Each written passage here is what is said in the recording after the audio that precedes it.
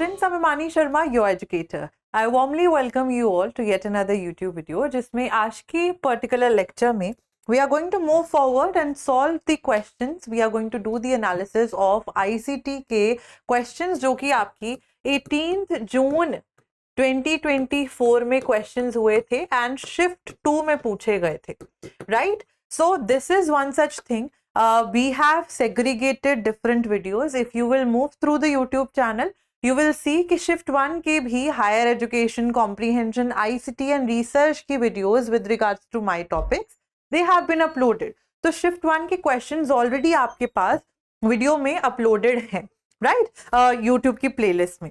Now, without wasting any further time, दो चीजें मैं पहले begin करने से पहले बताना चाहती हूँ कि वो बच्चे जो दिसंबर के लिए प्रिपेयर कर रहे हैं, वो बच्चे जो री एग्जामिनेशन के लिए प्रिपेयर कर रहे हैं, one such thing is important that आप इसको अपने मॉक की तरह, आप इसको अपनी प्रिपरेशन को जज करने के लिए देखें, right? So you will see the question, you will pause the video, you will read the question and then try to look at the answer, जो कि मैं आने वाली स्लाइड्स में आप लोग को प्रोवाइड करती रहूंगी. ठीक है, तो जल्दी से देखते हैं. पहला question, which of the following computer devices are output devices only? इनमें से कौन से कंप्यूटर डिवाइसेस जो हैं वो सिर्फ और सिर्फ आउटपुट देने वाली डिवाइसेस हैं? Trackball, CRT monitor, number pad या plotter? So you have codes here, आप लोग को यहाँ पे कोड्स प्रोवाइड किए गए हैं. Make sure that you are looking at the codes and answering the question. So what do you think is the right answer here? What do you think is the right answer here? The right answer to this question is option D here. That is B and D only. B and D only, यानी कि CRT monitor और plotter जो हैं, they are considered to be the devices which give only output.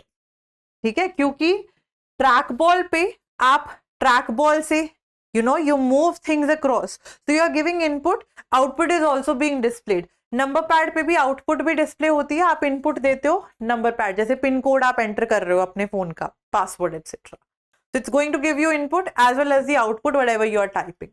CRT monitor वो monitors थे जो पुराने time से, जब नए नए कंप्यूटर्स, एक तो बड़े कंप्यूटर्स थे फर्स्ट जनरेशन के, उसके बाद जब कंप्यूटर्स क्लासरूम्स एक्सेट्रा में आने लगे थे, आप लोग ने देखे होंगे एक कंप्यूटर्स दिखते थे which used to look like a box. एक डब्बा वाइट से क्रीम से कलर के कंप्यूटर्स होते थे, तो उनको CRT मॉनिटर कहा जाता है. उन पे आउटपुट दिखते क्योंकि मॉनिटर है. प्लॉटर जो है ये हाई डेफिनेशन प्रिंटर होता है. प्लॉटर किस लिए यूज होता है? If you guys would have known architectural design, जब घर के नक्शे बनते हैं, जो आपने यूपीएससी के बच्चों के पास या ज्योग्राफी वाले बच्चों के पास बड़े वाले मैप्स उनके रूम्स में लगे हुए देखे होंगे, तो प्लॉटर जो है वो हाई रेजोल्यूशन की पिक्चर्स को प्रिंट करने के लिए, अच्छी क्वालिटी में प्रिंट करने के लिए यूज किया जाता है. एंड नॉर्मल प्रिंटर में हम A4 A5 शीट्स एक्सेट्रा डाल लेते हैं. प्लॉटर में big sheets are there and उन बिग शीट्स के ऊपर अच्छी क्वालिटी में छप के चीजें आती हैं. So it is an output device only. तो option D here, that is B and D only is the right answer. Next question, which of the following statements about computer memories is correct? Hard disk drives यानी कि HDDs may experience a head crash. SSDs, solid state drives, are also known as volatile memory. HDDs do not have any moving parts. Computers usually have more primary memory than secondary memory. What do you think is the right answer here? Huh?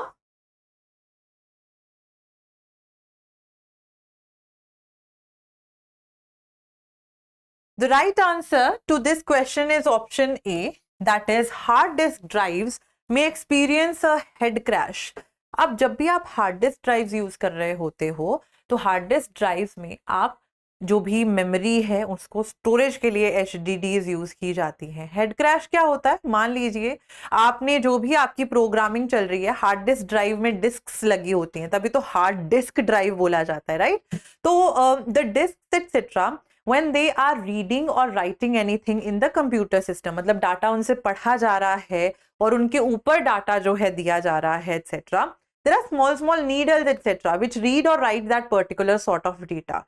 तो अगर वो needles जो हैं disc के ऊपर scratches कर देती हैं उसको हम हेड क्रैश कहते हैं. हेड क्रैश करने से क्या होगा, आपका जो भी डेटा है वो इरेज हो जाएगा, डिस्टॉर्ट हो जाएगा, खराब हो जाएगा जो उस हार्ड ड्राइव में है. तो HDDs, yes, they can experience a head crash.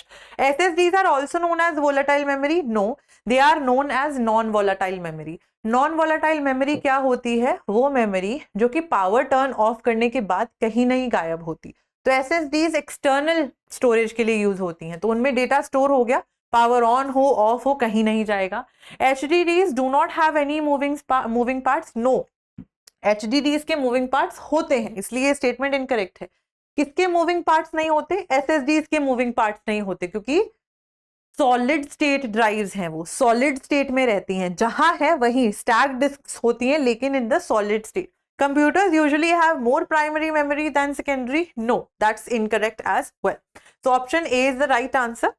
Next question, which digital platform of Ministry of Education has been formed by merging 3 consortia initiatives, namely UGC Infonet, Digital Library Consortium, NList and INDEST AICTE Consortium. कौन सी UGC का, जो अगर हम digital platform की बात करते हैं ministry of education के अंडर, इन 3 कंसोर्टियम्स को मर्ज करके करा गया है.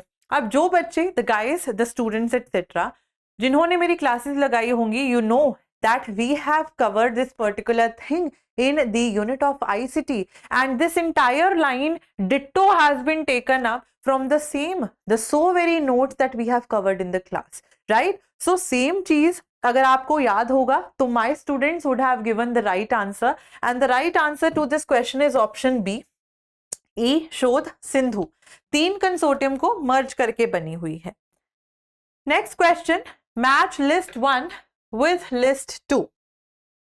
ये प्रोटोकॉल्स भी हमने करे हुए हैं क्लास में, सो ट्राई करें इनको मैच करने की, and then I will show you the options in the next slide.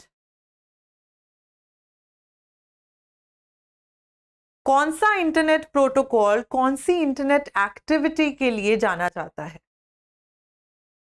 इसीलिए जब क्लास में as well I teach you, I tell you that time and again I give you homework based on the abbreviations used in ICT, so that आपको abbreviations की full form अगर पता होती है तो it is easier for you to understand what that particular protocol और abbreviation, what does it stand for, what does it mean, which among these options would go with that particular abbreviation. तो full forms याद कर लोगे अगर, चाहे वो आपकी digital schemes की है, चाहे वो आपकी यहाँ इन सब चीजों की है, प्रोटोकॉल्स की है, ICT के एब्रीवेशंस की है, तो बहुत इंपॉर्टेंट है फुल फॉर्म्स और एब्रीवेशंस को याद करना. What do you think is the right answer here? एक बार मैच करके देखते हैं.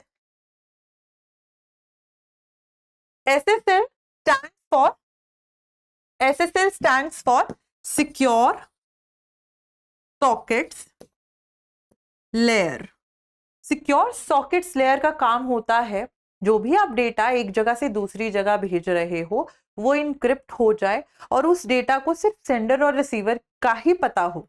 बीच में no data should be erased, no data should be taken a look at by other people. So it encrypts data for online transmission. It means secure socket layer protocol add कर देता है एक layer of security in your data transmission कि आप जिस इंसान को वो चीज भेज रहे हो उसी को मिलेगी, किसी और तीसरे इंसान को नहीं मिलेगी. Then अगर हम SMTP या HTTP की बात करते हैं,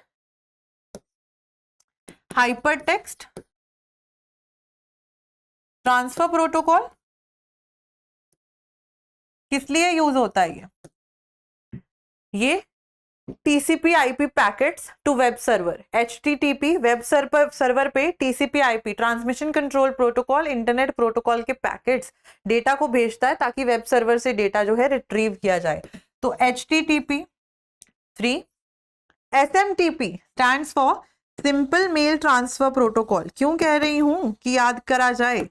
इसीलिए कह रही हूं क्योंकि through keywords we can identify things, तो मेल है तो मेल की बात यहां हो रही है। FTP stands for file transfer protocol,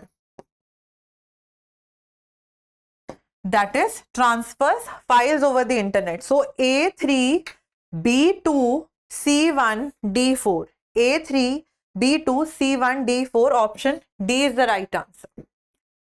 Option D is the right answer. Next question and the last one for today. Around 1945, who developed the idea of a stored program computer that was to hold programs and data in a memory, and then data would move between the memory and the processor? कौन से किस particular इंसान ने इस चीज के बारे में बात करी थी? What do you think is the right answer here? The right answer to this particular question is option D here, John von Neumann. John von Neumann ने सीपीयू का जो है वो पर्टिकुलर मॉडल भी दिया था, जिसमें हम बात करते हैं इनपुट यूनिट की, हम बात करते हैं सेंट्रल प्रोसेसिंग यूनिट की, हम आउटपुट यूनिट की बात करते हैं।